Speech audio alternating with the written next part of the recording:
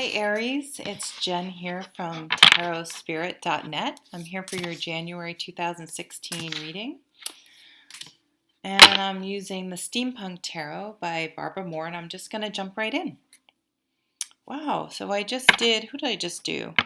Aquarius, and they have this same card on the bottom, the Happy Family card. Although I'm going to change that because I don't like that, because depending on how old you are and where you are in your life and your situation, I'm going to call it the Happy Life card, not the Happy Family card, because family puts this expectation that you have to have a family. And I think that's one of my criticisms of this card is that the Happy Family is going to, 1111, it's 1111, is going to look very different to everyone, and that you have to make sure that it's your definition. So I'm going to call it the Happy Life card, I've decided from here on out. And your happy life may be being single. It may not involve a family at all. It may not involve children. It may involve your dog. It may involve, there's absolutely no right or wrong. And so just the only caution I have with this card is to be careful that you're not trying to keep up with the Joneses or whatever, and looking, if I just had what those people have, what that person has, I'll be happy. Well, not necessarily. A lot of celebrities have fame and fortune, and they are not happy. So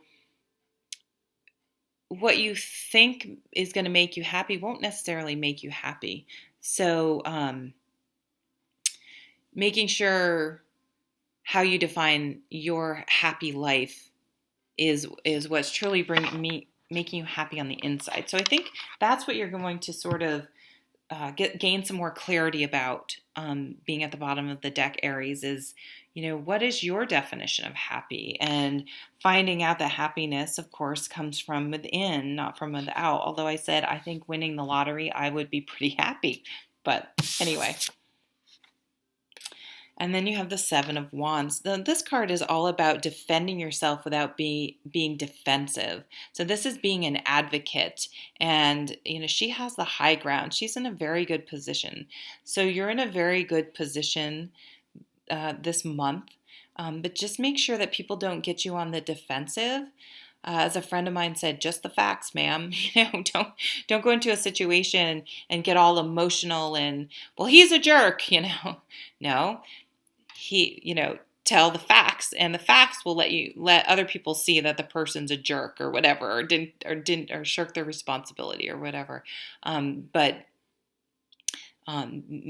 remaining, and it's, as a fire sign, as fire card, that is something as a fellow fire sign that we have to be careful about. So just the facts, ma'am.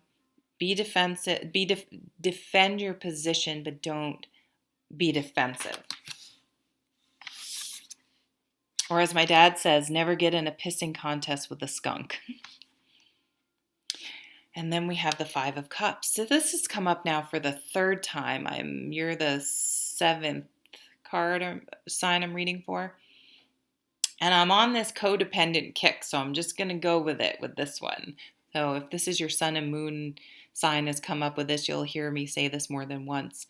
But so in this deck, this card to me is the perfect codependent deck. Okay, so here, and we're going to use a low-hanging fruit of this card, is here's the addict and here's the codependent partner. And this person cannot get this person to change if this person doesn't want to. And this person needs to ask themselves what they're getting out of this situation by being codependent and staying with someone who's draining them so much and is probably by default abusive. And it's a very unhealthy, toxic dynamic that this type of relationship has. So do you get off on being the martyr? Do you get off on acting like things are out of your control because they're out of control? Well, no. You're just as in control of your actions as they are. When a person with an addiction, I'm not saying it's easy, don't get me wrong, is ready and wants to get help, then they have a chance at succeeding. But until they've acknowledged they have a problem and want help, you can't control what other people do. You know what I mean? And it's something that has to come from within them. And so, what are you benefiting from by enabling or staying by this person and carrying them and their burden? It's like they have a monkey on their back, and then you're taking this person and their monkey and putting it on your back. What are you getting out of it? Because you wouldn't be doing it. If we touch a hot stove, we don't touch it again because it burns and we get no benefit from it. So that's sort of Dr. Phil. What are you benefiting? What are you getting out of it? What are they getting out of it? Really looking at these dynamics in your life and where you may have this sort of dynamic going on, or if you're clinging to someone who maybe even has walked away, are you like, why are you pining over something that was so dysfunctional? Why do you miss that? What was it? What were you getting out of it that you need to sort of examine in order to heal and being able to let it go? That's going to bring a tremendous amount of happiness. And this is like, it's sort of defending your boundaries. You need to have strong boundaries because these people are not going to let you go. This guy is not going to let you go easily. And he's going to, I knew you would leave me. I knew you would let me go, right? That sort of guilt. Well, you know what? Just the facts, ma'am. Well, you are mistreating me. You are a burden to me, and I do not need your behavior to dictate my life. You're draining our bank account. You got a DWI, whatever. I'm using low-hanging fruit of an alcoholic, just because it's an easy example from this card.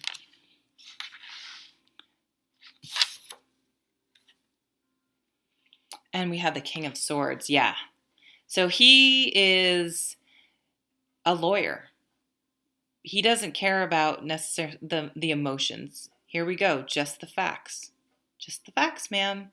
So this is really, you need to cut away some of the emotional cups are an emotion. Some of the emotional attachments or excuses or dynamics that are going on this month. And cut away all that and look at things very clearly and thoughtfully and make a decision from your head, not your heart. And that is how you're going to find some happiness, by unburdening yourself from things that are not your burden. What are you carrying around? What have you been carrying around that isn't yours to carry around, but you allowed someone to put on you for whatever reason? And therapists are amazing at helping you sort some of those things out.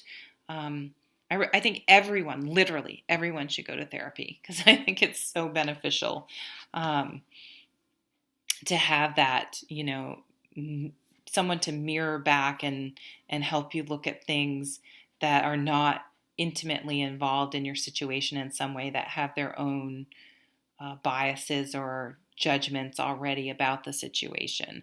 I mean, those people can be helpful too, like your friends, but having someone who's completely out of the picture that's there to just help you is really beneficial. But I do see you guys taking a stand in some aspect of your life. And even if maybe you're the guy in this picture, whether you're a man or maybe you're the guy that said, I'm ready now.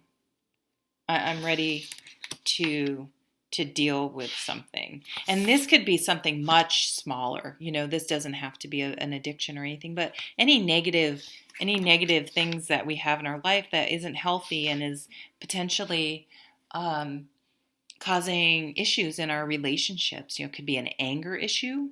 It could be being irresponsible with money. I mean, there's a million ways it could play out. So just look at aspects of your life where you either have bad habits that need to be dealt with, or that you need to detach yourself from other people's issues, and so you can live, a happier, more functional life. That is what's going to bring happiness, the inner work and the boundaries.